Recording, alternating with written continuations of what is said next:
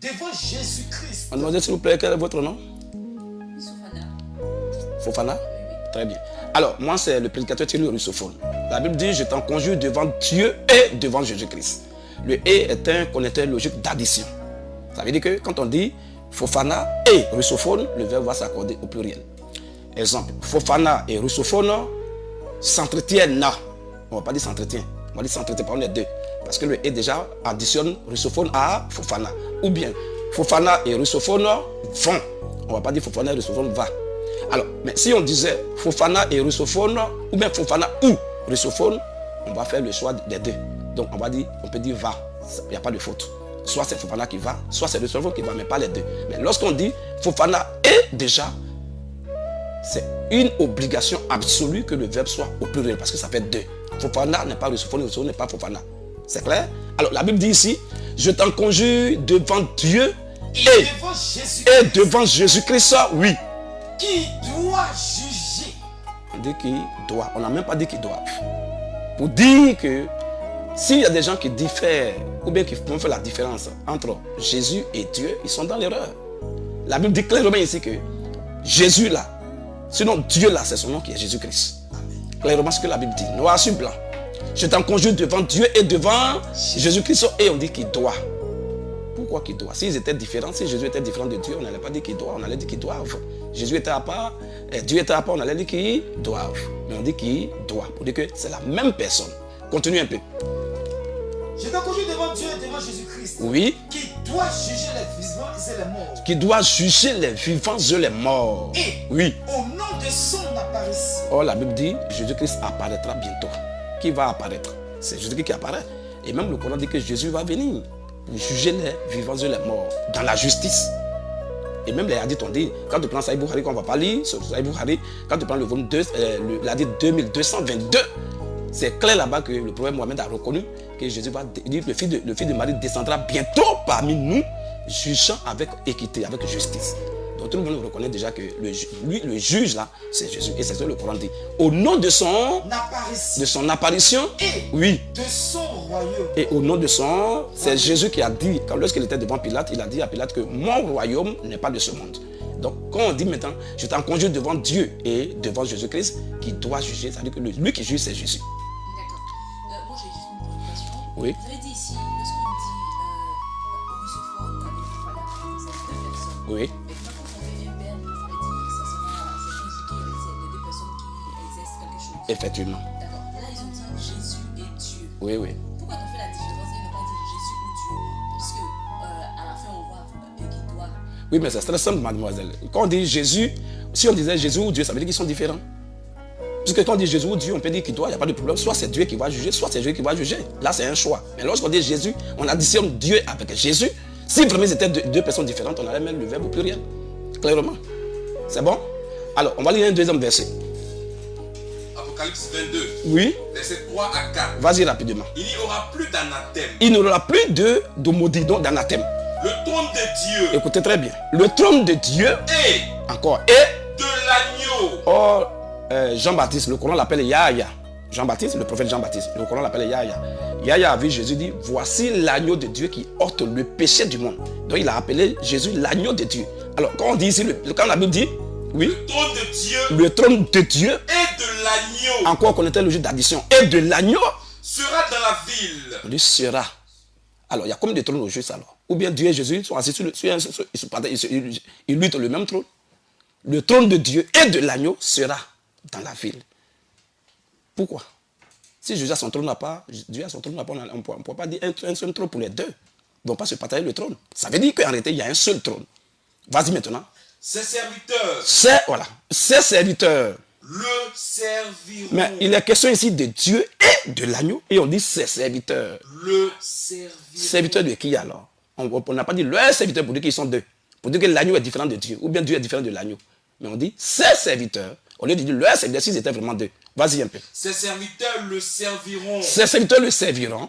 Et verront sa face. Ni verront sa face. Ni verront leur face, mais verront sa face. Ce qui est catalyseur. Le verset 4 dit quoi? Le verset 4. Mm-hmm. Et Son nom Et son nom, sera sur leur front. son nom et non leur nom. Il est question de Dieu et de l'agneau. Pourquoi on dit son nom et non leur nom? Ça veut dire que l'agneau et Dieu, c'est la même et unique personne. Amen. Selon ce qui est écrit. Noir sur blanc, même avec l'analyse grammaticale, ça passe. C'est bon? Alors, nous allons maintenant jeter un regard rétrospectif sur le Coran, au moins dans 3 versets simplement, pour voir ce que le Coran dit aussi de la personne de Jésus. Déjà, tous les musulmans sont au courant et tous les chrétiens aussi sont d'accord avec ça, que Jésus est né de façon miraculeuse. Sa maman n'a pas couché avec quelqu'un, puis il est né. Tout le monde est au courant de ça. Et le Coran le confesse. La Bible aussi le confesse. Encore, le Coran dit que Jésus est né pur. On va même lire dans le Coran. Il est pur, donc il n'a pas de péché. Le Coran reconnaît, la Bible aussi reconnaît. La Bible dit dans 1 Pierre 2, verset 22, que Jésus a été tenté en tout chose, il n'a point commis de péché. C'est quel est cet homme sur la terre qui ne commet pas de péché, qui vit pendant 33 ans et demi et qui n'a même pas fait un seul. On dit qu'il n'a point commis de péché. C'est différent de celui qui n'a pas commis de péché. Quand on dit qu'il n'a point commis de péché, ça veut dire que le péché n'existe même pas chez lui. C'est quel homme ça? Moi je pense, je ne vois pas quel homme sur la terre en qui il n'y a pas un seul péché. Il n'y en a pas. Bon, quand lui il est là, qu'il n'y a pas un seul péché en lui, il est qui alors? Il faut comment les gens le voient, il faut que la mentalité ou bien la vision change. Jésus, il faut qu'on sache qui il est en réalité, selon même le Coran qu'on va lire maintenant. Oui, vas-y frère. Surah 19, ayat 19. Oui. Il dit. 2 points. Je suis en fait un messager de ton Seigneur. Oui. Pour te faire don. Donc celui qui est en train de parler, c'est l'ange Gabriel que le Coran appelle Gibril, qui est en train de parler à Marie, qu'on appelle Myriam aussi dans le Coran. Alors, il dit quoi? Il dit. Je suis en fait un messager de ton Seigneur. Donc quand vous voyez la sourate 19 dans le Coran, c'est la sourate, on appelle ça la sourate Myriam, donc le chapitre Myriam, sur Marie, la mère de Jésus. Vas-y frère.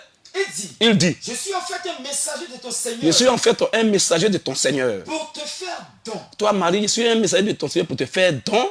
D'un fils pur. D'un fils pur. Oh, quand on prend la Bible dit que Saint est l'Éternel des armées. Lui qui n'a jamais commis de péché, c'est le seul pur. C'est l'Éternel. Jésus est qui? Et puis lui, il est pur aussi, dans le Coran. Le Coran n'a même pas dit un seul prophète dans le Coran qui est pur. On dit tous les hommes sont des pécheurs.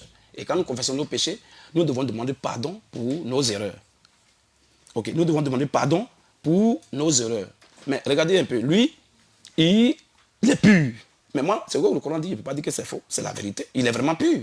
Alors, qui est-il pour être pur sans péché? C'est-à-dire qu'il est au-delà de ce que les gens pensent. Il est au-delà d'un humain.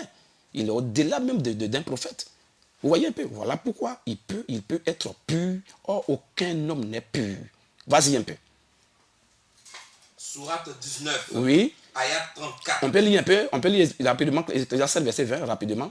Ou même puis aussi Romains 3 verset 9 jusqu'au verset 12. Pour voir comme le Coran dit que Jésus est pur. La Bible va confesser ça. La Bible va reconnaître vraiment ça, que c'est vrai. Oui frère? Il faut rappeler que dans le Coran, c'est Issa, le nom de Jésus, c'est ça? Oui, c'est écrit aussi Jésus. Dans le Coran. Non, dans le Coran, oui. Si vous voulez tout à l'heure vous donner un verset où c'est écrit noir sur blanc Jésus même. Quand on dit, ils sont mis entre parenthèses, on dit Jésus pour perdre la précision. Voilà. Oui, frère? Ecclésiaste 7, le verset 20. Oui, comme le Coran dit, c'est dans Sourate 19, verset 19 que Jésus est pur. Alors la Bible dit quoi en fonction de ça aussi? Ecclésiaste 7, le verset 20. Oui. Non. Non. Il n'y a sur la terre. Il n'y a sur la terre. Point d'homme juste. Point d'homme juste. Qui fasse le bien. Qui fasse le bien. Et qui ne pêche jamais. Et qui ne pêche jamais. Vous voyez déjà là? Si le Coran dit que Jésus est pur et que la Bible reconnaît que sur la terre, il n'y a pas un seul homme qui est pur et que lui, il est sur la terre, il a vécu sur la terre pendant 33 ans et demi, et puis il est pur, il est qui? Vous voyez déjà qu'il est celui qui doit pardonner nos péchés. Il est celui qui doit. Voilà pourquoi Jean-Baptiste a dit, voici l'agneau de Dieu qui ôte le péché du monde. Un péché ne peut pas ôter le péché du monde. Il faut être Dieu pour ôter le péché. Clairement. Alors, Romains chapitre 3. Oui. Verset 9. Si les gens ont des questions à poser, il n'y a pas de problème, ils peuvent poser des questions à tout moment. Vas-y, frère.